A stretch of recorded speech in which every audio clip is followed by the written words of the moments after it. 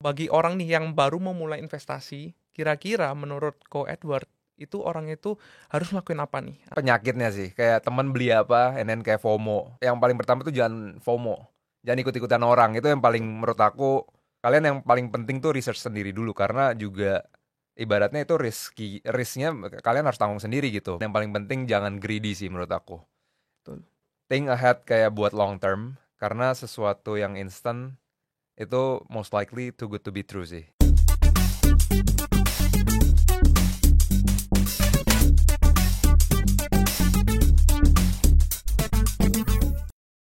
Oke teman-teman semua, kembali lagi bersama kita, Cuan Talks di Ajaib Alpha. Nah, hari ini kita kedatangan tamu yang spesial banget nih, Ko Edward Halim. Wow, thank you guys. Thank you Alvin. Thank you Ajaib for having me. Thank you juga Ko Edward buat bisa datang ke sini ya, padahal Ko Edward ini pasti sibuk banget ya. Nah, teman-teman bagi yang belum tahu ya, Ko Edward ini udah tinggal 9 tahun ya, Ko, di Betul, US. betul, Nah, betul. teman-teman. Nah, hari ini kita akan sharing-sharing dikit ya, gimana pengalaman Ko Edward ini setelah tinggal 9 tahun di US lamanya, dan juga gimana kebijakan-kebijakan finansial yang bisa kita terapkan sebagai kita yang mungkin juga mau nih ke US atau ke living abroad lah ya.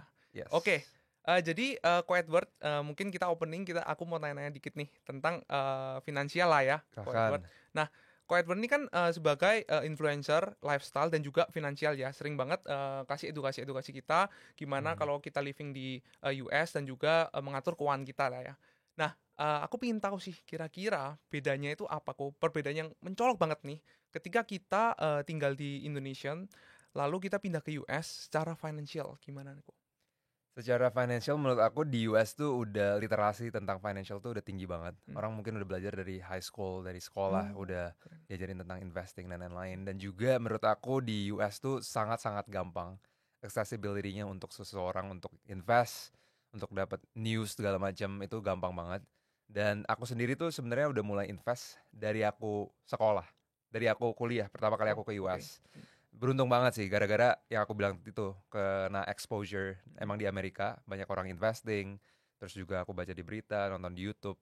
Dan menurut aku investing adalah satu cara dimana kamu bisa ibaratnya ternakin uang kamu gitu. Kalau Hmm, misalnya kita ngomongin inflasi kan, duit kamu misalnya $100.000, hmm. itu kan bakal turun seiringnya tahun bertahun kan. Nah dengan investing ini, duit kamu bisa digandakan atau melawan inflasi itu. Jadi itu Hmm. sih awal mula aku investasi di Amerika gara-gara Oke. itu. Keren banget nih, kelihatannya udah jago investasi nih. Udah lama berarti pengalamannya 9 tahun, 10 tahun ya berarti kalau gitu Iya, dari awal cuman ya invest. not financial advice ya guys. Cuman ya Oke. aku sharing pengalaman apa yang aku alamin gitu sih. Oke, iya ya. Memang betul ya, kalau misalnya di Indonesia ini kan kita investornya kalau nggak salah, kalau dibandingin penduduknya itu kayak cuman 4% sampai 5% ya. Kemarin data terakhir tuh 17 juta, sedangkan kita kan secara pendudukan 280 juta lebih kan ya. Sedangkan kalau di US kalau nggak salah ini 50% lebih Mhm. penduduknya itu udah investasi di saham. Bahkan mereka kan punya kayak 401k ya namanya kalau nggak salah. Betul, betul. Sama Roth IRA ya. Betul. Nah itu bedanya apa sih kok? 401k sama Roth IRA itu menarik tuh biasanya. Itu ibaratnya cara gampang jelasinnya ya, itu Mm-mm. adalah dana pensiun kamu. Nah, Hmm. jadi simpelnya kamu misalnya dapat gaji, Mm-mm. dari sebagian gaji itu kamu taruh di 401k atau Roth IRA secara otomatis, dan company kamu tuh bakal match. Biasanya tuh 1% sampai 4% Dari gaji. dari Hmm. gajinya. Jadi misalnya dari gaji kamu taruh di 401k sekitar misalnya $200. Nah, company kamu juga harus invest $200 ke 401k itu atau Roth IRA. Dan itu bisa cair kalau nggak salah sekitar kamu udah kalau udah umur 60 ke atas gitu. Jadi dana itu bakal nggak boleh disentuh sama sekali.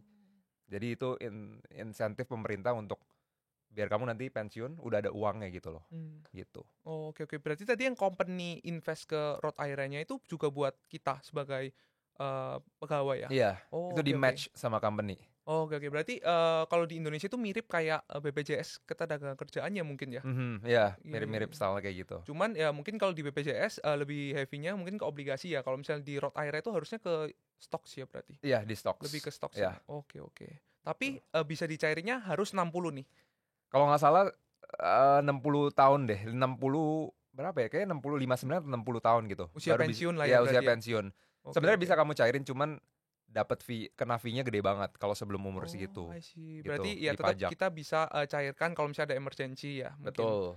betul. Oh, oke oke, Gitu. keren nih. Berarti emang di literasinya emang udah sebeda itu ya tentang saham nih kalau misalnya Iya. di US ya. Betul. Oke oke. Kalau misalnya dari Koko nih kan kalau saya lihat banyak kontennya lifestyle dan juga edukasi finansial ya Kok. Nah, Mhm. kira-kira yang memulai Koko untuk memotivasi nih awalnya buat konten seperti lifestyle, financial itu apa sih Kok kira-kira? Sebenarnya aku suka traveling aja sih, Hmm, orangnya suka I see. traveling, jadi suka banget ngebagiin experience aku, pengalaman unik aku di sosial media gitu. I see. Karena menurut aku dunia ini gede banget dan bersyukur banget lah aku bisa ngerasain kerja di Amerika, and then aku jalan-jalan ke seluruh penjuru dunia dan aku pengen aja sih share itu ke orang-orang untuk memotivasi orang-orang tuh, oh dunia ini tuh gede banget nih, kita harus explore, kita harus buka wawasan kita dan ya new culture, Culture. Oke. meeting new people, Oke, I see. trying out new foods gitu sih bagi aku itu. Dan karena traveling tuh butuh istilahnya budgetnya lumayan banyak ya. Oke. Jadi aku sendiri tuh juga lumayan masuk ke dalam financial dengan harapan kayak ke depannya tuh uang aku bisa aku investasi ke diri aku sendiri dan untuk menginvestasi konten-konten aku juga. Ke depannya kan Hmm. traveling segala macam butuh budget yang tinggi kan. Kalau misalnya aku nabungnya nggak bener atau investasinya asal-asalan, itu bakal berdampak ke konten yang aku buat juga sih sebenarnya.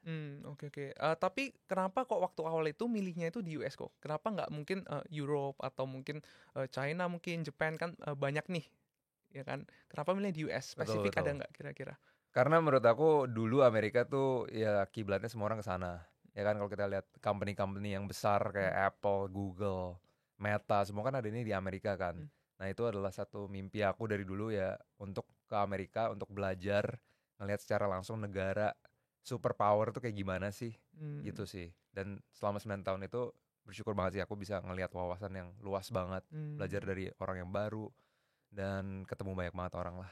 Negara kapitalis lah ya. Iya, negara Kapitalis kapitalis. paling maju di dunia ini lah ya. Iya. Oke oke, menarik berarti. Tapi mungkin kita sekarang sedikit ngomong lebih ke teknis nih kok, lebih ke saham lah ya. Karena Oke, silakan. kalau kita kan ngomongin financial ya pasti harus ada sahamnya nih, ya kan. Mhm. Nah, kalau Koko sendiri kira-kira ya dalam investasi apakah lebih ke pasif atau active investing nih kira-kira? Jujur kalau aku sih lebih ke arah pasif. Passive investing. Jadi aku setiap minggu aku Hmm, tuh ada recurring investment dari gaji aku tuh langsung kayak beberapa persen aku masukin ke stock market. hmm, Itu selalu. hmm, Jadi style aku sih bisa dibilang down cost average. Jadi kayak hmm. aku nggak peduli Harga sahamnya waktunya kemana? apa ya, harganya berapa, aku kayak ya udah down cost average aja. Aku udah Hmm. sisihin beberapa persen dan menurut aku setelah aku lihat 2 tahun 3 tahun itu plus semua sih sebenarnya. Oh, I see. Tapi juga harus dari awal tuh invest di saham yang kamu benar-benar percaya gitu, jangan asal-asalan juga. Dan aku kebanyakan di indeks sih, biar S&P 500 ya berarti. biar aku bisa diversified portfolio aku di beberapa industri. Tapi waktu awal mulai beli sahamnya itu langsung ke pasif atau aktif dulu nih waktu awal? Kalau aktif tuh maksudnya gimana coba? Aktif tuh biasanya langsung ke individual stocks lah. Individual stocks terus kita jual beli atau kalau pasif kan kita lebih ke kayak tadi average down terus, tapi kalau active investing tuh kita stock picking nih. Nah aku kalau misalnya jual beli aku jarang banget. Biasa tuh Hmm, aku cuman beli, aku hold. invest. Ya aku percaya sama company itu. Makanya aku bilang kayak dari awal tuh aku udah tahu company yang aku mau invest tuh backgroundnya apa, Hmm, kedepannya mereka ada potensial apa gitu. Dan hmm, aku orangnya tuh hold yang for long term. hmm, Karena jujur aja aku juga nggak begitu berkecambah di dunia investing secara dalam. Kayak banyak waktu yang kayak misalnya jual beli secara daily enggak. Jadi ya menurut aku what works for me ya udah invest di stock atau perusahaan yang benar-benar trusted, ya udah and then let it grow gitu. Ingat nggak dulu first stocknya apa kira-kira? Blue chip sih, dulu Blue chip. aku Apple, Oh, Apple. Apple, Oh, 2000 Apple, Alphabet. 14-an ya berarti itu? Sekitar aku invest tuh mulai kayak 2017 Mmm, deh. 2017 pas pertama kali aku ke college di US. oke. Ya aku Apple, Alphabet, Meta, and then Berkshire. Mmm. Ya begitu Masih sih. hold sampai sekarang? Masih. Wah, cuannya udah nggak tahu ya berapa bagger ya berarti? Iya beneran aku nggak tahu sih. Beneran nggak tahu. Soalnya aku jarang Oke. banget buka dan yang itu aku bilang, aku bener-bener kayak ya udah down cost average. every week payment dengan sendirinya gitu, aku udah nggak lihat lagi. Oke, itu justru menurut saya pribadi itu Mhm. justru yang lebih bagus ya, karena kita kan nggak kena exposure ke emosional ya. Kalau Iya, misalnya kita ngeliatin chartnya terus tiap hari, pastilah ada emosional kan, kita mau jual ya kan, taking profit kalau mungkin cuannya udah 300% gitu kan, heeh, pengen untuk taking profit gitu. betul. Oke. Dan juga aku nggak mau stres. Betul Karena betul aku banget. dulu juga main di kripto, I see. altcoin segala macam, aku Oke. jual beli daily gitu.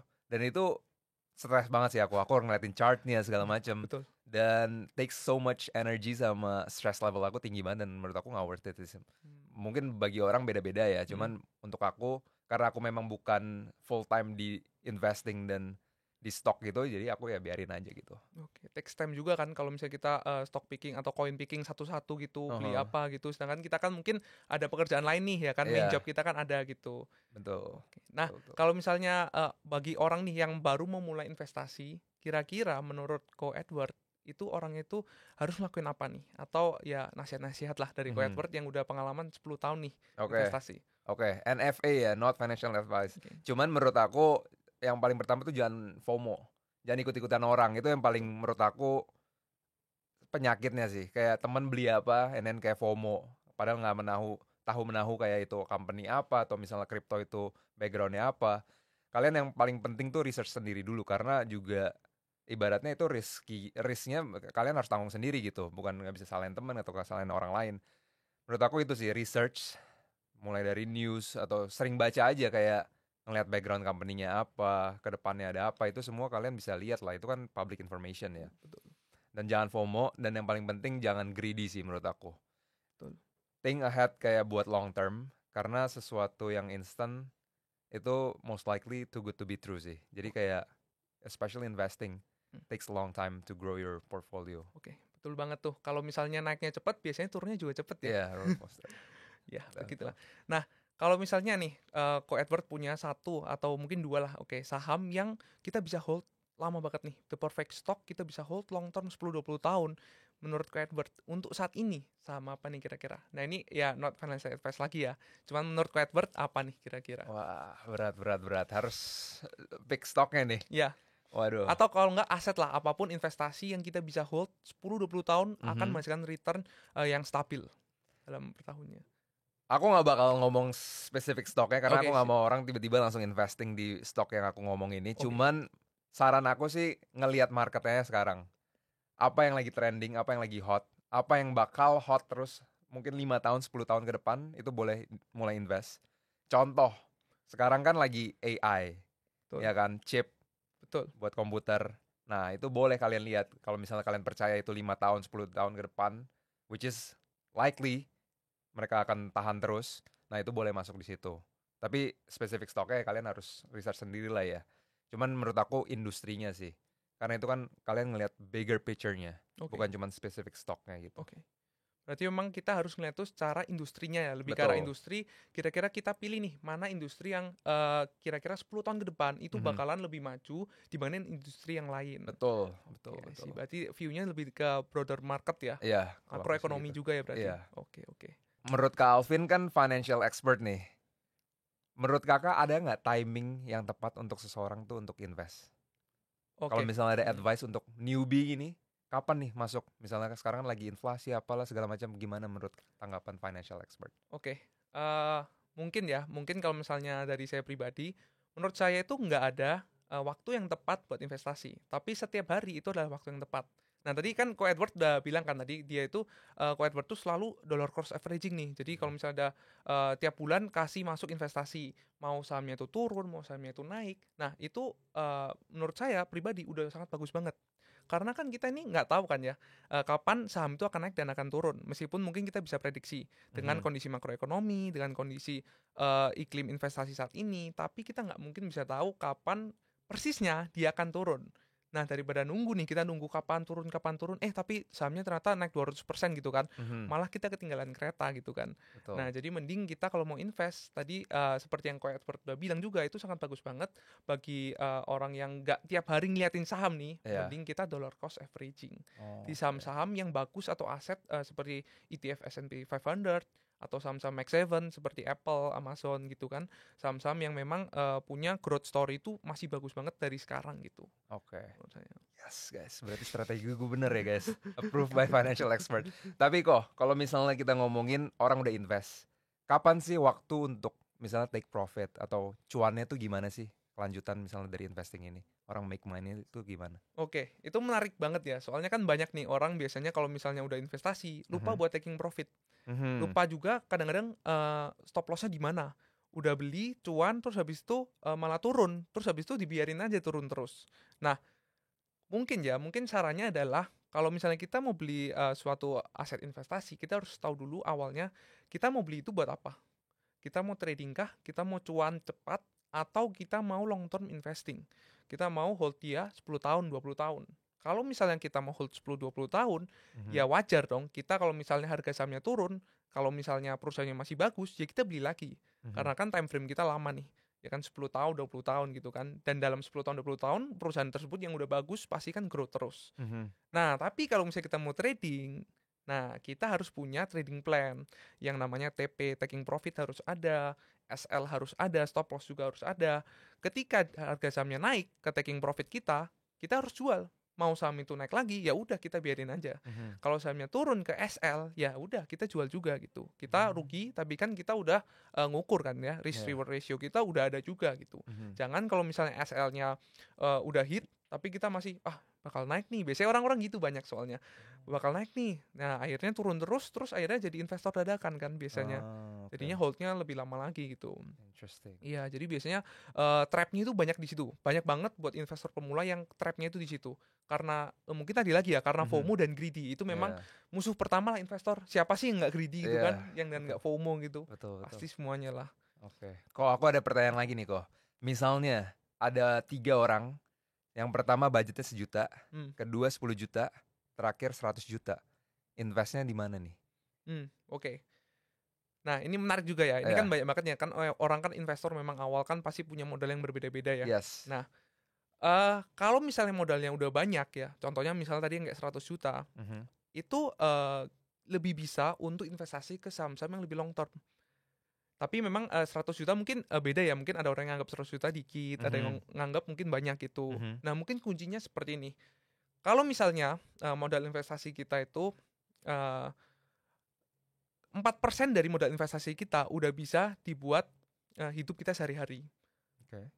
Itu kita bisa anggap bahwa itu kita bisa invest ke long term. Tapi kalau misalnya belum, mending kita lebih ke short term. Karena kita harus compound terus, Mhm. lebih cepat, sampai nanti dana investasi kita 4%-nya itu bisa dibuat pengeluaran harian lah. Kayak makan, mungkin bayar sewa, Oke. atau lain sebagainya. Misalnya 10 miliar lah, udah 10 miliar gitu. 4%-nya 400 juta, 400 jutanya kita udah bisa nih buat pengeluaran hari-harian kita. Nah, itu boleh banget kita yang duit 10M-nya kita invest ke yang long term. Kayak tadi mungkin misalnya S&P 500 gitu. Mhm. Tapi kalau misalnya duit kita mungkin maksudnya 10 juta gitu kan. 4% 10 juta, 400 ribu, mungkin belum bisa nih untuk kita hidup sehari-hari. Nah, sarannya lebih ke day trading. Kita harus compounding lebih cepat, kita harus tahu investasi mana yang dalam mungkin sebulan 2 bulan ke depan bisa hasilin yang lebih bagus nih returnnya. Tapi ya memang resikonya pasti akan lebih besar. Ngerti, paham, Nah, paham. jadi kita harus lebih effort lagi nih ketika kita mau day trading atau mungkin swing trade yang bulanan. Ya kita harus effort, benar-benar kita langsung terjun, kita harus analisa satu-satu stok apa yang kira-kira bagus Oke. gitu. Berarti sesuai budget orang-orang dan sesuai Betul, kemampuannya ya, nggak bisa ada betul, satu jawaban yang pasti, pasti untuk betul, setiap betul. orang. Buying power kan memang beda kan ya Yes, setiap orang. betul. Oke, aku lempar balik pertanyaan tadi. You kan nanya Ai stok apa yang buat invest. Oke, Sekarang nanya financial expert nih. Stok oke, apa specifically yang harus diinvest nih buat gue sendiri juga nih guys. Gue oke, mau oke, lihat nih. oke. Ini berarti Dia jawab kita nggak nih?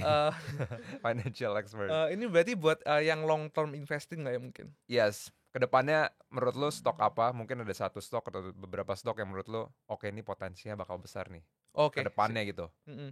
Karena gue mau invest. Oh, waduh. Ya ini sekali lagi ya, tapi bukan juga ajakan jual beli ya, karena Iya. kan saya kan juga nggak bisa nanggung ya kalau misalnya nanti rugi kan kita kan nggak tahu ya tiba-tiba mungkin Donald Trump besok tiba-tiba ngomong apa gitu kan Aha. takutnya bisa aja langsung ngedrop ya pasar gitu kan. Nah tapi untuk secara stok ya yang bagus buat long term, yang pertama kan kita harus tahu dulu bahwa perusahaannya itu bagus. Perusahaannya itu bagus itu dalam artian apa? Dalam artian secara produk yang dia jual, mungkin bukan produk ya, kalau sekarang kan kebanyakan lebih ke jasa ya, kayak Google itu kan jasa.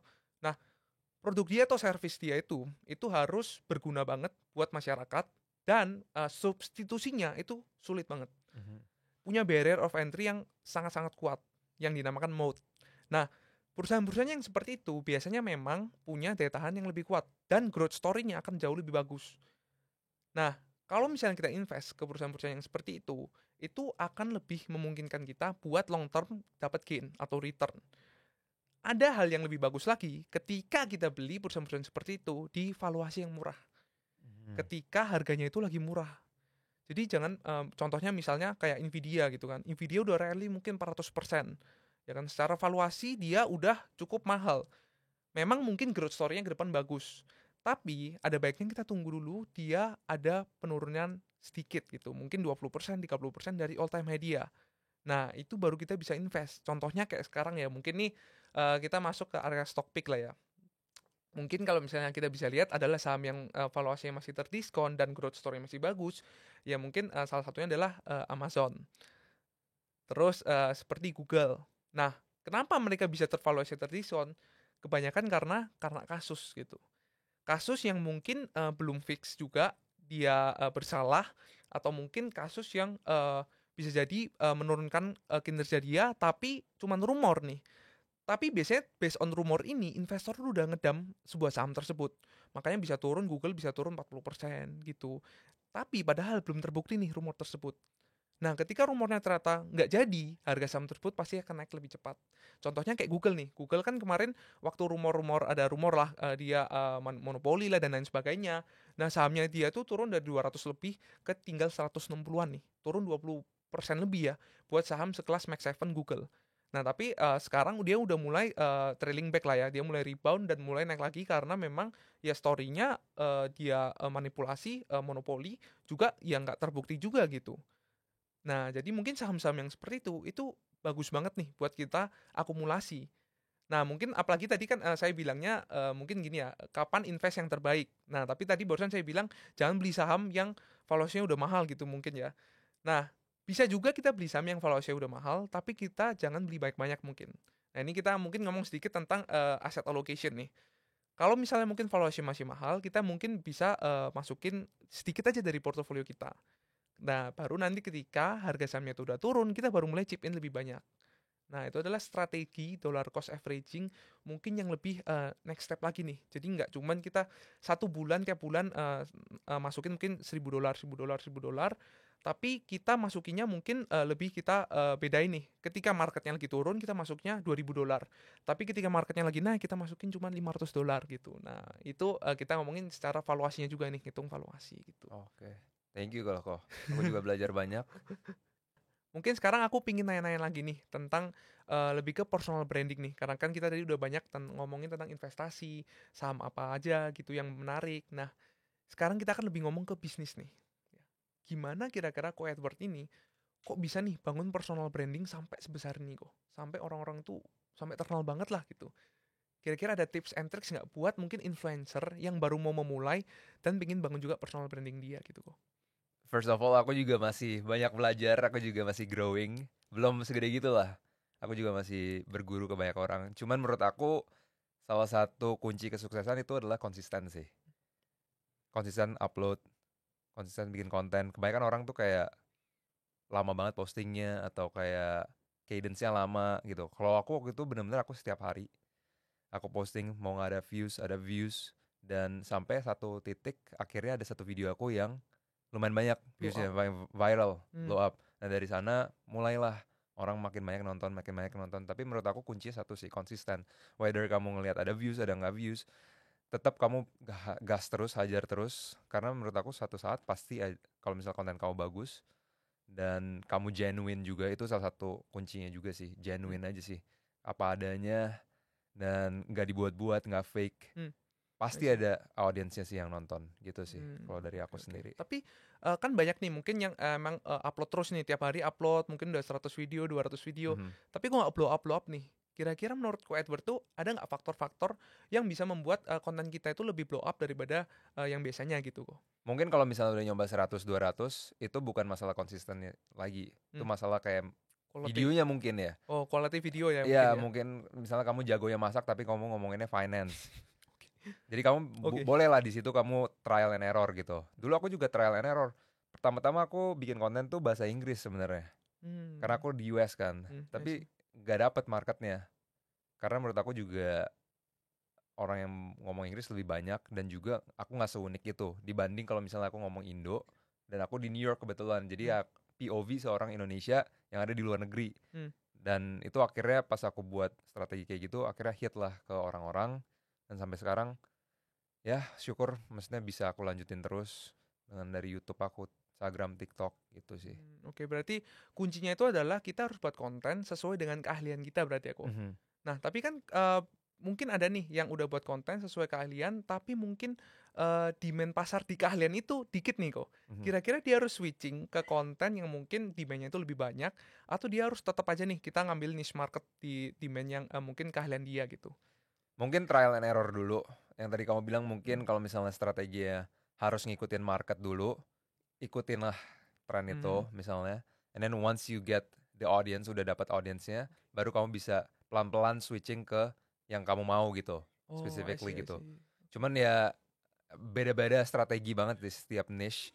Cuman menurut aku ya memang harus konsisten dan yang aku bilang tadi sih just genuine aja sih, benar-benar bikin konten tuh memang passion kamu, soalnya itu kelihatan banget orang yang passion beneran buat konten sama yang terpaksa atau mau cuman cari viral, cari Hmm. views, Hmm. sama orang yang benar-benar mau kasih informasi, mau ke entertain orang, mau bikin orang happy gitu, beda banget sih, kelihatan energinya gitu. Oke, tapi Koko memang dari dulu itu udah suka tampil di depan kamera atau memang gara-gara konten jadinya lebih ke ya udah kita harus tampil ke depan kamera karena kalau misalnya aku lihat nih banyak banget tuh orang-orang yang mungkin suka mau buat konten tapi nggak bisa nih di depan kamera itu kayak kaku banget gitu kayak nggak bisa itu solusinya kira-kira apa tuh kok? Practice makes perfect sih menurut aku, karena dulu aku Oke, juga orangnya nggak bisa ngomong. oke. Aku ibaratnya ansos ya orangnya Mm, ya, kayak diundang podcast ini mungkin aku nggak bakal datang, nggak mau oke, berteman sama orang. oke, Dulu aku ansos lumayan, oke. tapi aku realize kayak di dunia ini kita butuh teman, kita Mm, butuh berguru belajar sama orang, dan salah satunya tuh ya koneksi. Kayak kita harus kayak begini, aku belajar banyak juga sama Ko Alvin ini dari tadi, dan it switches my perspective aja gitu. Dan aku juga latihan banget. Pertama kali ngeliat diri sendiri di kamera tuh kayak cringe banget nih, kenapa suara gue begini gitu ya. oke. Tapi menurut aku lama-lama akan terbiasa, bisa karena terbiasa.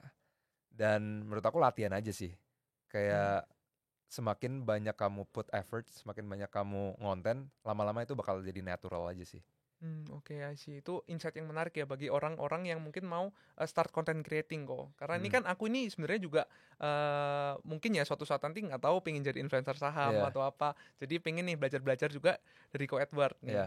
Nah, tapi kalau misalnya dari Ko Edward sendiri, kira-kira ada nggak tips and tricks yang baru banget nih mau mulai tapi nggak tahu nih, bener-bener nggak tahu dari mana, kita harus ngapain awalnya, kayak gimana jadi influencer yang, bisa lebih step up the game lagi gitu. Kebanyakan orang tuh barrier dia bikin konten atau melakukan sesuatu tuh gara-gara takut dijudge orang. Oh, betul banget. Takut kata orang apa, kata orang tua apa.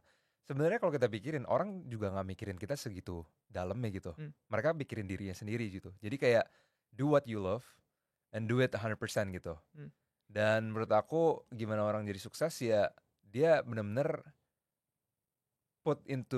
invest 100% di craftnya dia. mmm, Dan juga menurut aku tuh awal nggak ada kayak kamera kayak gini apa-apa, nggak ada. Aku pakai HP kamera doang gitu. Jadi sebenarnya nggak ada alasan untuk orang untuk bisa start gitu. Karena kita semua kebanyakan udah punya HP kan. Dan mmm, itu ada kameranya gitu. Dan bisa mulai mmm, dari situ. Nanti lama-lama diimprove, lama-lama dapat feedback dari orang.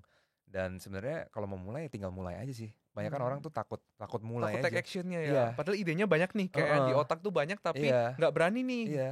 Ya aku bilang Mmm, trial and error aja nggak apa-apa gitu. mmm, Kalau kamu awal mula ya cobain konten ini, nggak berhasil, cobain konten ini gitu. Cuman tetap harus konsisten ya, jangan langsung ganti gitu. Dan yang tadi aku bilang do what you love sih.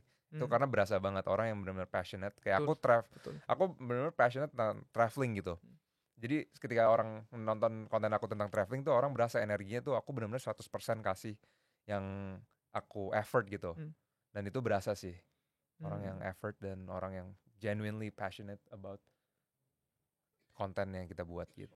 Oke, thank you banget nih ya Ko Edward Halim karena udah kesempatan datang ke sini juga dan sharing banget nih kita tentang investasi dan juga tips and tricks menjadi influencer yang cepet banget bisa sukses. Nah, semoga teman-teman juga banyak ya dapat ilmu-ilmu dari Ko Edward dan juga dari sharing session kita hari ini. Terima kasih teman-teman yang udah menonton dan kita akan kembali lagi ke Cuan Talks berikutnya. Thank you. Thank you guys. Bye. Ajaib semua bisa.